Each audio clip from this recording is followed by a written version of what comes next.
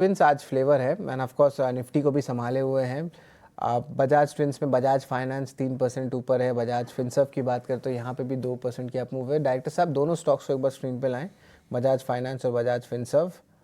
अब देखिए इन दोनों में एक अच्छी मूवमेंट आई है। बजाज फाइनेंस में जो Q1 अपडेट्स है वहाँ पे स्ट्रेंथ देखने मिला है। कंपनी ने वॉक द टॉक की है, यानी कि जो उनकी गाइडेंस थी जो ग्रोथ की वो जो है डिलीवर की है। अभी AUM का ग्रोथ ले लीजिए या आप ले लीजिए नए लोन का या कस्टमर एडिशन का, सारे ही सेगमेंट्स में जो है एक अच्छी मोमेंटम देखने मिली है। ऑफ कोर्स थोड़ी इंस्टीट्यूशनल सपोर्ट भी जो है बाइंग में हमें देखने मिली है। 2 से 3 सेशंस में जो देखिए वॉल्यूम्स में भी एक अच्छा पिकअप आया है और ऑफ कोर्स लार्ज कैप भी कुछ सेगमेंट्स में बाइंग आ रही है। तपन ज़रा बताएं बजाज ट्विंस में आपकी क्या राय रहेगी। बजाज फाइनेंस में नंबर्स तो जो है इनलाइन आए हैं, लेकिन उन्होंने जो गाइडेंस दिया था इस सिचुएशन में BFSI स्पेस में वो जो है वही आया है, ज़रा बताएं।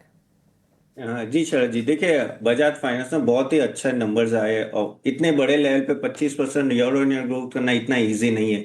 अगर आप देखें तो ऑलरेडी 4.5 लाख करोड़ का ऑलरेडी EUM है, करेक्ट नो। ऑलमोस्ट कह सकते हैं कि इस क्वार्टर में उन्होंने 4.7 मिलियन कस्टमर और ऐड किए, तो बहुत ही अच्छा ग्रोथ है। और ये जो इंटरेस्ट रेट कट हुआ है तो उससे फायदा भी होगा, क्योंकि ऑफ कोर्स लोन रेट्स कम होंगे तो कंज्यूमर डिस्क्रिशनरी अगर बढ़ता है तो इनके, हमें भी पता है ना कि सभी फेस्टिवल सीजन में सभी जगह क्रेडिट कार्ड और डेबिट कार्ड में इनके बहुत ही अच्छे ऑफर्स भी चलते हैं, इवन नो शॉप्स में एंड ऑल दैट। सो इनका सबसे बड़ा प्लस पॉइंट है कि जो क्रेडिट कंज्यूमर क्रेडिट वो बहुत अच्छा चल रहा है। प्लस ओवरऑल भी देखें ना तो जब से ये स्प्लिट हुआ है तो एक तरह से कह सकते हैं रिटेल में थोड़ा इंटरेस्ट भी आया है। आगे जाके प्रॉफिटेबिलिटी ठीक ठाक ही रहेगी, हम लोगों ने मेंटेन किया है काफी टाइम से। लेकिन अगर हम लोग वैल्यूएशन पॉइंट ऑफ व्यू से देखें तो of course 5.9 price to book value, यानी एक्स्ट्रा से एक्स्ट्रा रीच बोल सकते हैं। लेकिन सालों से ऐसा नहीं कि अभी ये 5 ऊपर तो काफी टाइम से रहा है, लेकिन इतने लेवल पे भी, इतने प्राइस टू बुक वैल्यू पे उसने अपना नो ग्रोथ मेंटेन किया। इवन बजाज फिनसर्व की बात करें तो इंश्योरेंस सेगमेंट उनका बहुत अच्छा चल रहा है, जो मैंने लास्ट नंबर्स भी देखे थे।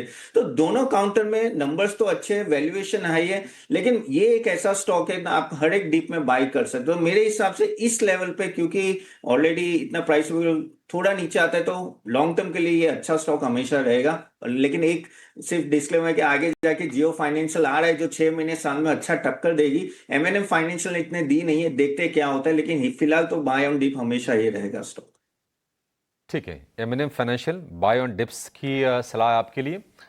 और बजाज ट्विंस में हम देख रहे हैं कि आज तेजी का मोमेंटम है और अपडेट अच्छा आए थे बजाज फाइनेंस के, और यह है निफ्टी का टॉप गेनर। दोनों शेयरों में लगभग बराबरी की तेजी है, 2 से 3% के आसपास के मूव दिख रहे हैं। और इसके अलावा जो सेगमेंट आज थोड़ा बजिंग है वो है डिफेंस का। अदरवाइज बाजार का माहौल थोड़ा सा वीकर साइड पर लग रहा है, क्योंकि निफ्टी आ गया है लाल निशान में 25,400 के नीचे, और निफ्टी बैंक की जो गिरावट है वो है करीब 75 अंकों के आसपास की। हालांकि